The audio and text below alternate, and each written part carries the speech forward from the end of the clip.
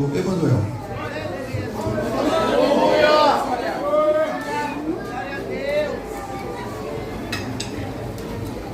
Meus queridos irmãos, a paz do Senhor. Amém. Eu, nesta administração, quero convidar o Davi. Ele vai me ajudar a fazer a leitura da palavra. Por favor, Davi, se coloque à frente aqui. Pega o microfone. Aleluia, Deus. Representando a todas as crianças, ele vai participar comigo na leitura. O Davi vai ler a Bíblia em Romanos, capítulo de número 1 e verso 16. E eu quero convidar a igreja também a todos abrirem a Bíblia em 2 Timóteo, capítulo 1 e verso 12. O Davi, Romanos, capítulo 1, verso 16. E a igreja, 2 Timóteo, capítulo 1 e verso 12.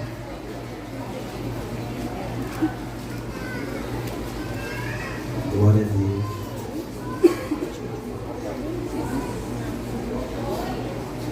Todos encontraram o texto sagrado, amém? Por favor, Davi, pode ler. Pois não me envergonho do Evangelho, porque é o poder de Deus, para a salvação de todo aquele que crê, primeiro do judeu e também do grego. Glória a Deus. 2 Timóteo, capítulo 1, verso 12, diz da seguinte forma: por cuja causa padeço também isto, e não me envergonho, porque eu sei em quem tenho crido, e estou certo de que é poderoso para guardar o meu depósito até aquele dia. Quem pode dizer amém? Amém. Eu vou poder aceitar. Meus queridos irmãos, eu estou muito alegre e honrado por estar aqui nessa noite. Ministrar a palavra é um grande desafio. E eu fico muito feliz por Deus ter me dado essa oportunidade de estar aqui para trazer uma palavra para a minha congregação. Tratar da palavra já é complicado, tratando ainda dentro de um dia festivo é mais complicado ainda. Por isso quero agradecer ao meu pastor, aos demais pastores e obreiros, amigos que temos aqui na minha congregação, e louvar a Deus pela sua vida que veio ouvir a palavra. Crianças, vocês estão maravilhosos. Vão ajudar o tio a pregar nessa noite? Amém? Então todo mundo vai ficar conectado com a palavra. E eu espero que Jesus fale aos nossos corações e que a gente saia daqui melhores para a glória dele. Glória a Deus. Meus queridos irmãos, estamos diante de uma temática onde o departamento das crianças, essas irmãs abençoadas, elas colocaram como o meu alvo é o céu. Crianças avivadas, preparadas para o arrebatamento. Quando tratamos do arrebatamento, o arrebatamento é uma doutrina e uma verdade que vem dentro da Bíblia Sagrada e dentro do Evangelho, que muitas vezes as pessoas elas pararam de considerar como um evento que ainda vai acontecer. O arrebatamento é um dos eventos mais importantes da história da igreja, porque ele vai desencadear diversos outros acontecimentos, onde vai levar toda a humanidade, uns para viver com Deus eternamente e outros para viver sem Deus eternamente. E quando tratamos disso, é algo muito delicado, pois viver com Deus eternamente é maravilhoso, mas viver sem Deus eternamente é algo que as pessoas que infelizmente passarão por isso, certamente se arrependerão profundamente por não terem acreditado no arrebatamento. Só que quando nós vamos perceber os perigos do nosso tempo, o apóstolo Paulo ele vai escrever a Timóteo, no seu capítulo de número 4, e verso de número 1, e ele vai dizer da seguinte forma: sabe disso, que nos últimos tempos o Espírito te diz expressamente que muitos, ou alguns, melhor dizendo, alguns apostatarão da fé. E alguns apostatarão da fé por quê? Porque eles irão dar ouvido à doutrina de demônios. Aleluia. E há ensinamentos que não condizem com a palavra de Deus. Quando eu falo da apostasia, a apostasia é um dos grandes perigos que cerca a igreja em relação ao arrebatamento. Porque não é possível ser arrebatado, tendo a alma ou o coração apostatado da fé. Aleluia. E quando nós falamos de apostasia, existem 3 tipos que eu posso citar aqui nesta noite. O primeiro tipo é quando a pessoa, ela ainda faz parte da comunidade evangélica. Ela vai para a igreja, ela sabe os horários específicos dos cultos, ela conhece a liturgia que a igreja ministra os seus louvores, ela sabe o momento em que deve ser dado para a palavra, ela conhece todo o aspecto do culto onde é realizado. Aleluia. Só que a pessoa, mesmo participando da comunidade evangélica, as verdades do evangelho não fazem mais parte nem da sua mente, tampouco do seu coração, muito menos da sua prática. O evangelho é como se fosse algo que não faz mais sentido dentro da alma daquela pessoa. Então ela até louva, ela até participa, ela até vai para não perder o aspecto social, porque é muito bom estar na igreja, um local onde as pessoas vêm adorar a Deus, aonde aqui ninguém é induzido a fazer nada de ruim contra o outro, aonde é muito bom trazer o filho para o menino aprender um caminho adequado e ser um homem decente lá no futuro. Porém, tem muitas pessoas que só vêm para a igreja ou participam de uma comunidade, e eu não estou falando somente daqui no quilômetro 17, eu falo disso de uma maneira geral, porque o aspecto social ainda faz sentido, mas o evangelho não faz mais sentido dentro daquela alma. Aleluia.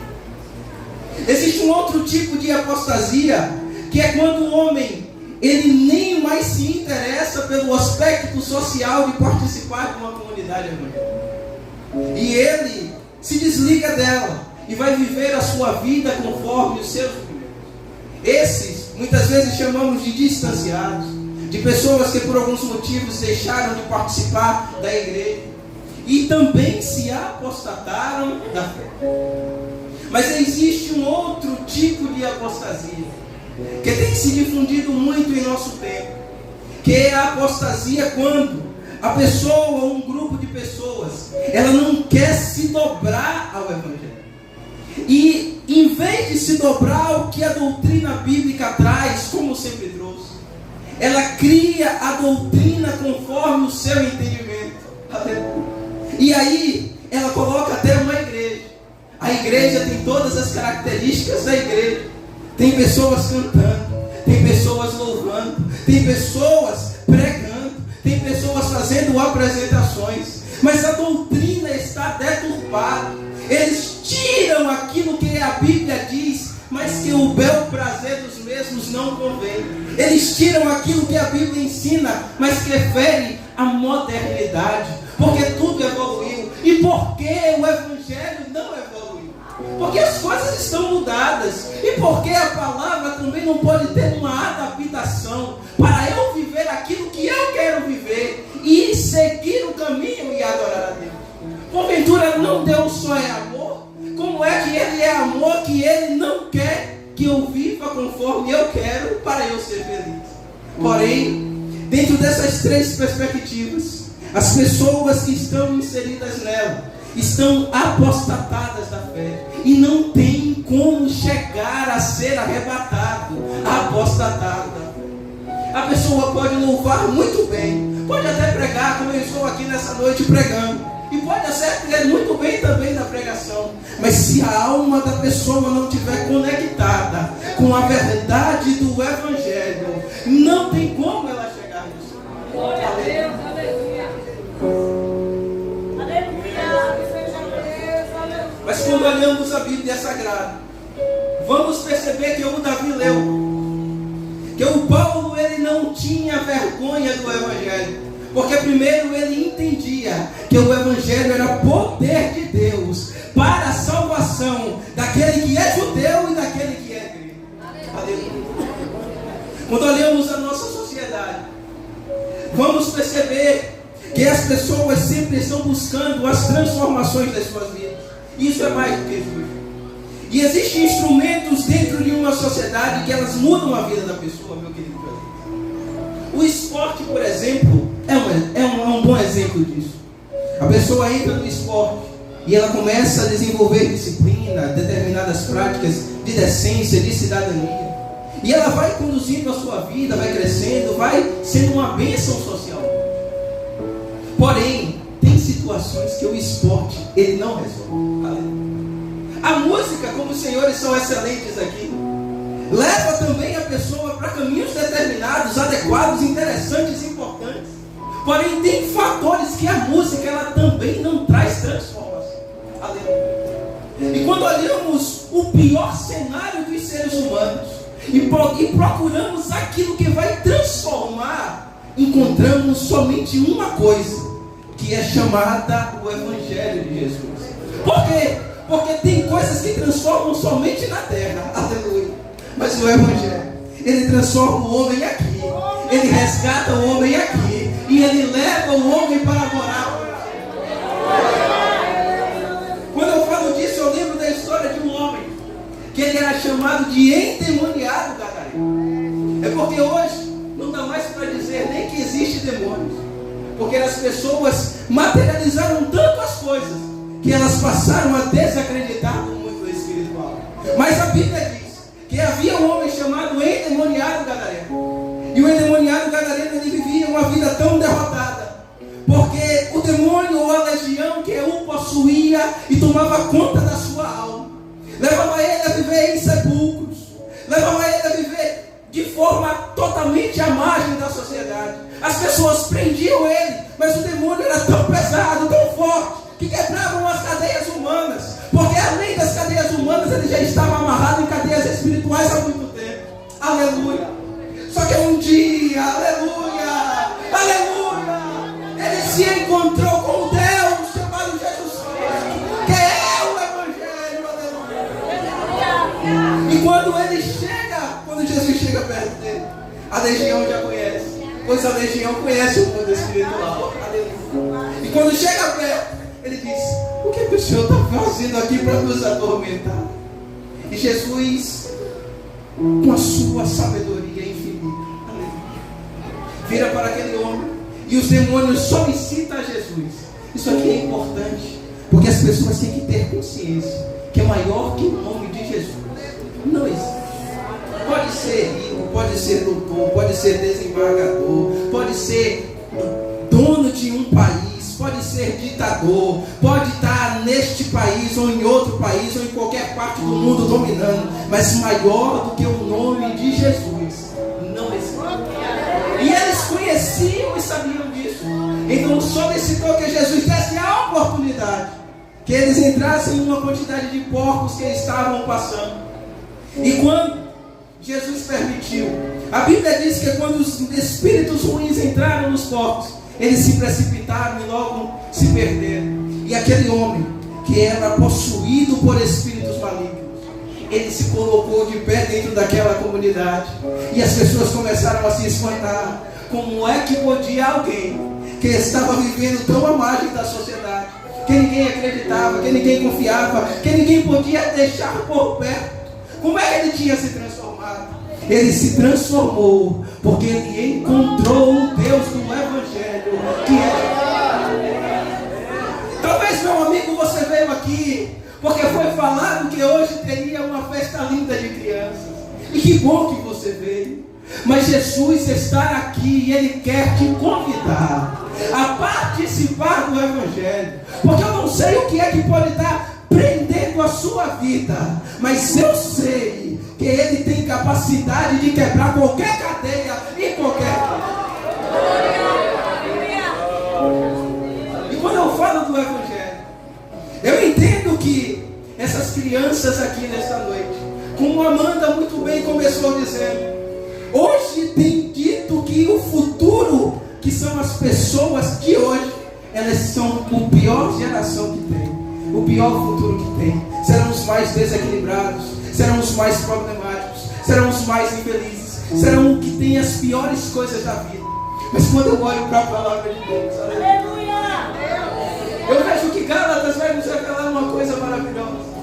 Ele vai revelar o fruto do Espírito. E o fruto do Espírito só pode vir através do Evangelho. Então as crianças da igreja do quilômetro 17, Elas estão sendo conduzidas ao Evangelho. E o fruto do Espírito diz que as características é amor, é paz, é longanimidade, é benignidade, é temperança, é fidelidade, é domínio próprio. E a Bíblia ainda diz que contra essas coisas não há lei. Eu quero abrir um parêntese aqui para declarar uma coisa baseada nessa palavra. A igreja do quilômetro 17 e essas crianças que aqui estão, elas não serão a última geração de falidos. Não, eles não serão falidos. Eles serão felizes, eles serão cheios de Deus, eles serão benignos, eles serão equilibrados, eles serão pessoas de fé, e eles serão a diferença da sociedade.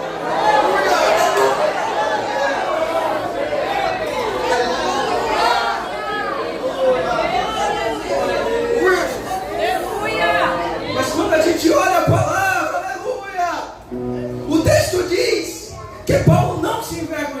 Mas se ele não se envergonhava, tem gente que ainda tem vergonha. Tem gente que tem vergonha do Evangelho. Mas por quê? Quais são os fatores que têm levado a igreja a ter vergonha do Evangelho? E vergonha, para quem não sabe, é algo que gera constrangimento. Vergonha ninguém mostra. Se eu tenho vergonha de determinada coisa, eu jamais falo para outra pessoa. Se eu tenho vergonha de algo que está acontecendo comigo, eu não consigo compartilhar. Se eu tenho vergonha de algo que eu estou fazendo ou seguindo, eu não consigo declarar para o outro. Eu quero retrair, tirar, esconder, não propagar de maneira nenhuma. Mas quando olhamos o contexto que estamos inseridos, vamos perceber que a vergonha do Evangelho é causada em algumas dimensões. A primeira dimensão é na mente humana. Como assim? A mídia, as redes, os influenciadores. Porque a idolatria do passado às vezes era travestida de seres físicos. A idolatria do presente são pessoas que influenciam as outras nas redes que nós temos. E as pessoas vivem tão cegamente atrás das outras, que às vezes se colocam a papéis extremamente patéticos, extremamente humilhantes, e extremamente que degrada aquela vida. E quando eu falo disso, essa mesma mídia, essas mesmas pessoas, elas estão dia após dia combatendo o Evangelho, dizendo que o Evangelho é coisa do passado, dizendo que os senhores pastores são pessoas que estão utilizando a palavra para manipular o povo. São pessoas que estão utilizando os textos sagrados para levar o povo conduzido às maneiras que os senhores querem. Só que eles vão falando sobre isso, e tem muita gente que já deixou isso penetrar na alma. Então não tem como acreditar na verdade do Evangelho, porque aquela influência externa já começou a bagunçar o que significa a doutrina do Evangelho na cabeça e no coração. E tem muita gente andando, caminhando, e quando diz assim, a crente, ela é igreja, a pessoa já tem aquela repulsa para dizer que ela é. Por quê? Porque já está tão contaminada pelas influências negativas que não consegue mais ver o que é positivo da palavra de Deus. Mas quando a gente lê a Bíblia, vamos perceber que o apóstolo Paulo vai dizer que o Evangelho é loucura para aqueles que perecem. Eles não conseguem compreender, porque isso aqui não é somente pela ótica dos intelectuais ou do nosso entendimento. Quando nos debruçamos na palavra e tentamos compreender um pouco do nosso Deus, quem revela o Deus dos céus, que é Jesus Cristo, é o Espírito Santo. É Ele que diz quem Ele é Ele que diz como Ele é Ele que diz como Ele faz, como Ele age. E por causa dessa falta de impacto, muitos já estão com vergonha, porque as ideias não fazem mais sentido. Quantas pessoas nós conhecemos que elas têm ideia de qualquer outra coisa, mas quando fala do Evangelho, é a pior coisa que pode acontecer. Tem ambientes que já estão totalmente influenciados para o mal. Eu trabalhei em determinado local há um tempo, e aonde eu estava, quando falava que era de Jesus, todas as pessoas do ambiente, elas já tinham aversão. Elas não queriam saber, elas não queriam ouvir, elas não davam nem espaço para permitir que a mensagem chegasse. E infelizmente, aquelas pessoas ainda não seguiam, mas tem muitos que, apesar de seguir outras filosofias do mundo, já ocuparam o espaço na mente das filosofias, nem vou dizer filosofia, das doutrinas da palavra de Deus. Aleluia. Mas existe um outro fator que também tem feito muitas pessoas se envergonharem do Evangelho.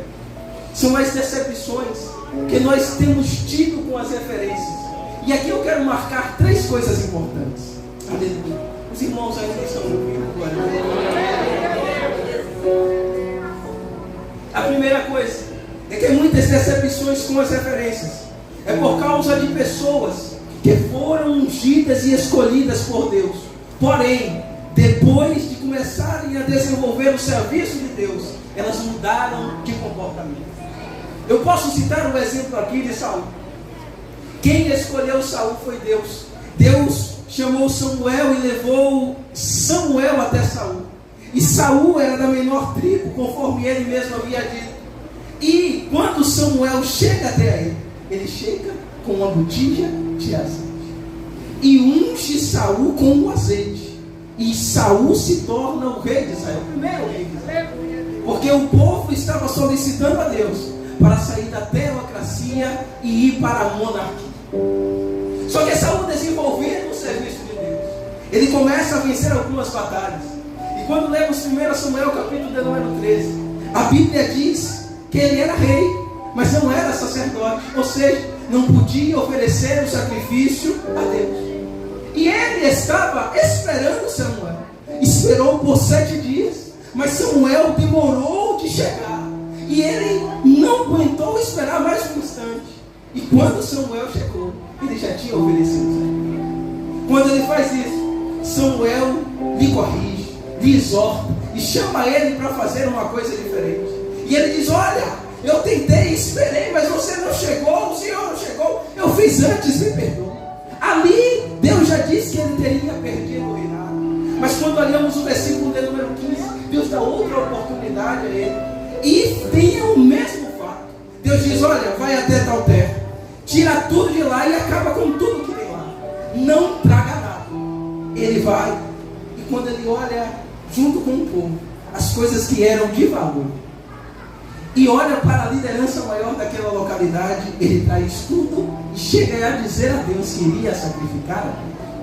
Aí o profeta Samuel vai até ele e diz da seguinte forma: olha, porventura melhor não é obedecer do que sacrificar? E ali ele perde o reinado dele mais uma vez, porque ele foi chamado, mas durante o percurso ele mudou a sua forma de encarar. Aleluia. Quando olhamos agora o segmento dessa história, vamos ver que Deus, ele unge outro rei da mesma forma. Samuel vai até o Davi com uma botija de azeite, e Davi é ungido a rei. E o Davi marca um outro tipo de referência, um outro tipo de decepção que se tem nos nossos dias com a referência. São as referências que são de Deus, mas elas porventura falharam. É diferente aquele que falha e aquele que muda. Porque quando Samuel ungiu a Davi, ele começou a ser a referência, pois era o rei. E a partir do momento que estava desenvolvendo o curso da sua história, ele, movido pela cobiça e por outras questões, pecou. E quando ele pecou contra Deus, Deus também mandou o profeta até a ele. Mas quando o profeta chegou a Davi, Davi olha para Deus e ele escreve o Salmo 51. Tem misericórdia de mim, ó Deus. Tem misericórdia e me perdoa pela multidão das suas benignidades. Encobre o meu pecado pela multidão das suas misericórdias. Aleluia. Portanto, existem referências que eram de Deus, mas mudaram. Existem referências que eram de Deus, mas pecaram, erraram, porque são seres humanos. E isso vai gerando vergonha nas pessoas sobre o Evangelho. Mas existe um terceiro tipo, e esse é o mais perigoso, que são os falsos. Esses nunca foram de Deus. Eles se aproveitam das fragilidades das pessoas para enganar elas, dizerem coisas que Deus não mandou dizer, falar situações que Deus não orientou a falar. Quando lemos Jeremias capítulo de número 28, vamos perceber que havia um camarada chamado Ananias. Ele se dizia profeta, mas era falso. Dizia que Deus ia fazer o que Deus não ia fazer. E tem muita gente com vergonha, porque caiu em um falso profeta, entrou numa live dessas da internet, E a pessoa diz assim: você que entrou agora, Deus manda te dizer assim, assim, assim. E a pessoa acolhe aquela palavra, mas Deus não mandou, então não vai acontecer. E depois fica aquela frustração e o evangelho é levado à vergonha naquele tempo. Aleluia! Glória a Deus! Glória a Deus! Mas existe uma coisa que eu estava aprendendo com a Bíblia, que existem chamadas, que elas são chamadas diretas. Lembra de Abraão? Deus disse assim: Abraão, saia da tua terra, saia da tua parentela e vá para a terra que eu te mostrarei. Os irmãos vão entender, mas existem chamadas que, apesar da pessoa ser chamada por Deus, é a circunstância que leva a pessoa a realizar aquilo que Deus quer. Lembra de Neemias? O texto de Neemias vai dizer da seguinte forma: que Neemias estava servindo como copeiro, e veio o seu irmão da terra onde ele era, que era do povo de Deus, e ele pergunta: como é que estão as coisas lá? E o irmão diz: olha, está tudo acabado, acabaram com tudo, derrubaram tudo, destruíram tudo. E a Bíblia diz que naquele mesmo momento a alma de Neemias se angustia, ele começa a orar, e ele começa a chorar diante de Deus. Aqui eu quero abrir um parêntese para te dizer uma coisa: aquilo que for impossível ou complicado de você e eu resolver, a palavra de Deus através dessa história me diz que quando colocamos no choro, na oração e no jejum, o Deus dos céus, ele pode até criar situações para ele. Então quando Neemias ele começa a orar e chorar, ele vai se encontrar agora com o seu rei. E quando ele chega perante o rei olha e diz assim: não estou entendendo. Como é que você está tão triste? Você nunca se apresentou aqui a mim com tanta tristeza. E a Bíblia vai dizer que Neemias vira e diz para o rei: olha rei, como é que eu não vou ficar triste, sabendo que a terra onde estão os restos ou o sepulcro dos meus pais, ela está destruída. E aqui eu aprendo outra coisa muito magnífica com Neemias, que muitas vezes os estudiosos das emoções eles dizem que existe proporcionalidade para a gente encarar determinadas situações. A mesma proporção de uma palavra não é a mesma proporção de uma ação. A mesma proporção de um fato que aconteceu não é a mesma proporção de uma situação mais grave que vamos viver. E é por isso que muitas pessoas estão extremamente afetadas. Elas ouvem pequenas coisas, alguém falou, alguém comentou, e aquilo já invade a alma de uma grande maneira. Mas eu fico vendo que o texto da Bíblia vai dizer que Neemias nunca se apresentou ao rei de forma triste. Quando o rei olhou aquilo, ele disse: você não está doente, rapaz? O que é que aconteceu aqui? Ali ele me ensina aqui, à medida que as coisas forem acontecendo na minha vida, nem tudo é para me abater. Tem coisas que eu vou olhar, vou ouvir, não vou dar nem atenção. Tem coisas que vão acontecer, eu não vou deixar aquilo me afetar, porque assim eu terei capacidade de enfrentar coisas maiores e dificuldades mais pesadas que acontecerão no meu tempo. Mas existe uma coisa no final dessa história: o rei disse: olha, já que você está triste, o que é que eu posso fazer com você? Aí ele diz: olha, Senhor, se for do teu agrado, me manda aí reconstruir os muros, me manda aí que eu vou, me dá carta para eu ter passagem para chegar lá e realizar o serviço. Ele focou na solução que tinha que resolver. E aqui eu quero fazer a aplicação dessa palavra. Talvez você esteja perdido, achando que eu fui para um lado ou fui para o outro, mas eu quero te dizer nessa noite que a Amanda já cantou aqui. Neemias, ele foi movido pela circunstância para ele ser utilizado por Deus.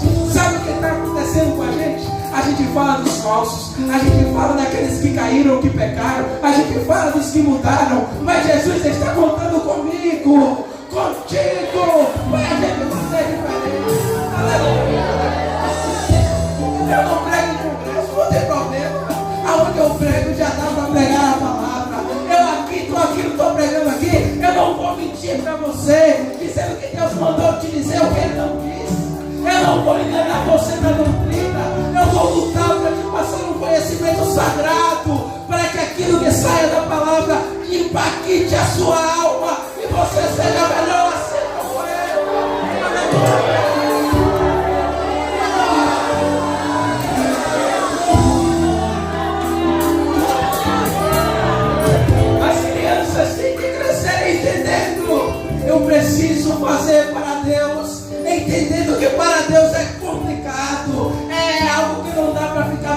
pensando, eu tenho que fazer de coração, de alma, de pureza, para que Ele receba a minha oração.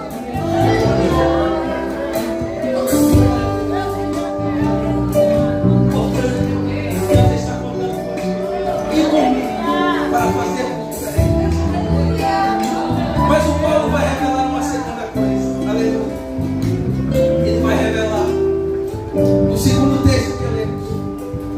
Ele não se vê em vergonha, porque ele sabe em quem ele tem crido.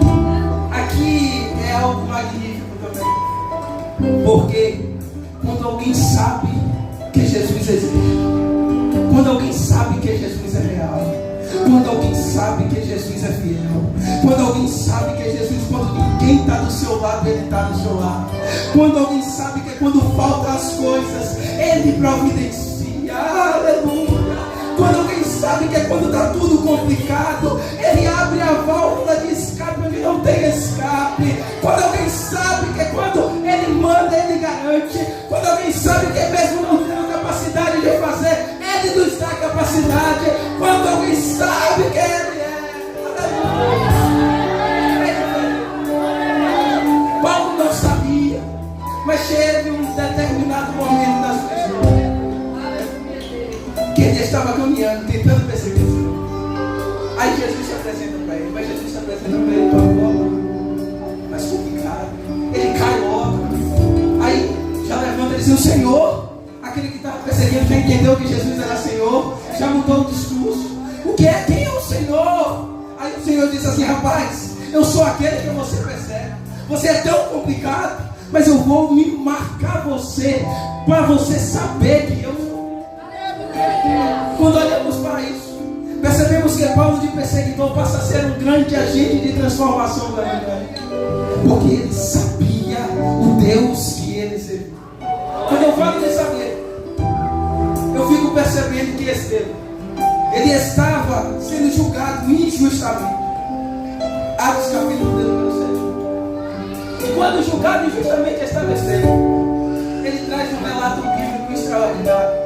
Ele começa de Abraão e ele para em Salomão. E quando ele acaba de falar no dia que os caras estavam julgando para matar o camarada, ele diz: rapaz, vocês são homens incircuncisos de coração, de dura serviço. Eu estou tentando apresentar o evangelho e vocês não estão entendendo.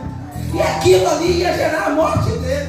E mesmo depois daquela palavra, os homens pegaram as pedras, começaram a açoitar, a apedrejar, e ele começou a dizer: agora eu estou vendo o céu aberto, e Jesus está do lado direito de Deus, e Ele está falando comigo. Aí os homens não tentaram e acabaram de matar.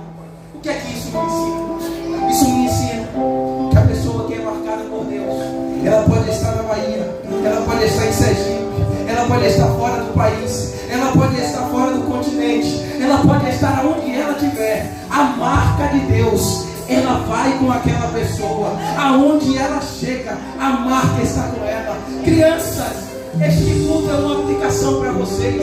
Se vocês ainda não tiveram aquele contato, aquele saber, quando vocês forem orar, diga a Jesus: Jesus, se revele a mim, se apresente a mim, toque de mim de uma maneira diferente. Se existe alguém aqui na igreja que ainda não sabe que Jesus é real, quando você for orar, abra sua boca e diga: Espírito Santo, marque a minha vida de uma forma especial, porque eu quero ser marcado pela tua graça.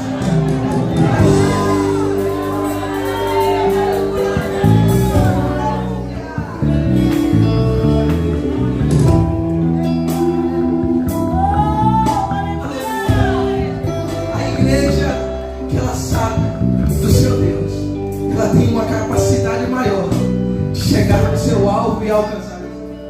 Aleluia. Mas para nós finalizar, tem situações que mesmo a pessoa sabendo que Deus é real, pega ela, sucumbe de tal forma que a verdade de Deus não desaparece. Ela sabe, mas ela não consegue mais seguir, ela não consegue mais caminhar, ela não consegue mais avançar, ela não consegue mais ir, ela não consegue mais resolver. Lembra de Elias? Elias sabia que Deus existe, Elias sabia que o Senhor era o Senhor, mas as circunstâncias da vida pegou ele de tamanha forma que ele se encontrou na caverna. Mas o Deus que levantou e que se apresenta, Ele também é o Deus que vai na caverna, onde está lá jogado, aonde ninguém quer mais ir, e Ele vai chamar para trazer para uma maneira. E tem um outro fator, para a gente finalizar. Tem pessoas que ela também sabe, mas por mesmo saber, ela escolheu deliberadamente seguir as sua vida. Vocês lembram do filho pródigo? Ele sabe, ele estava na casa do pai, mas ele saiu e foi viver conforme o que ele queria.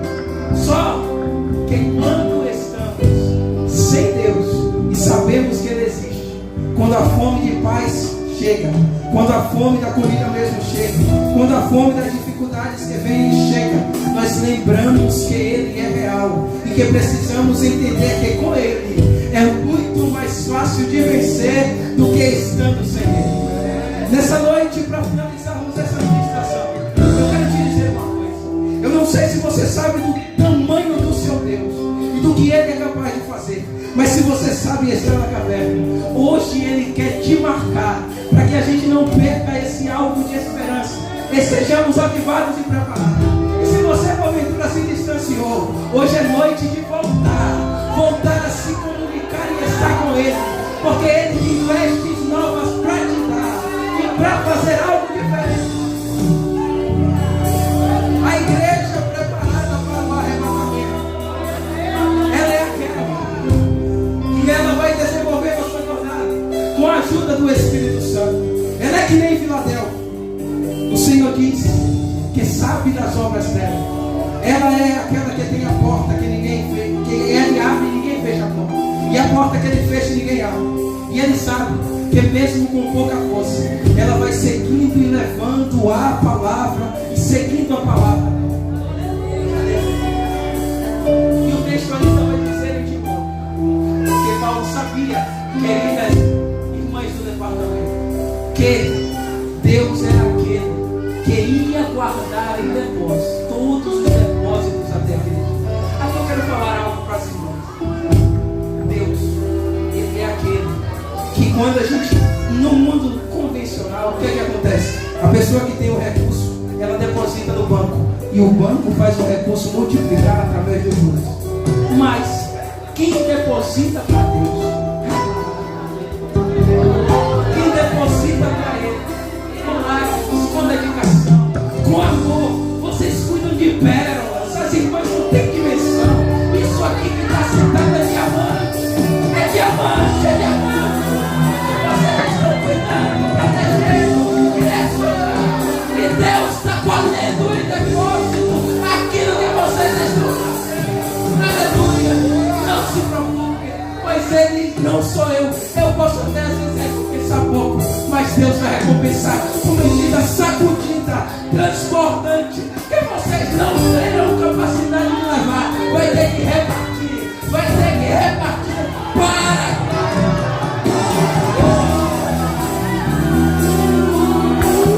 para você cantar. Vai ser um louvor maravilhoso. Ele diz assim: para que entre o rei, para que entre o rei, eu abro meu coração. Jesus quer que você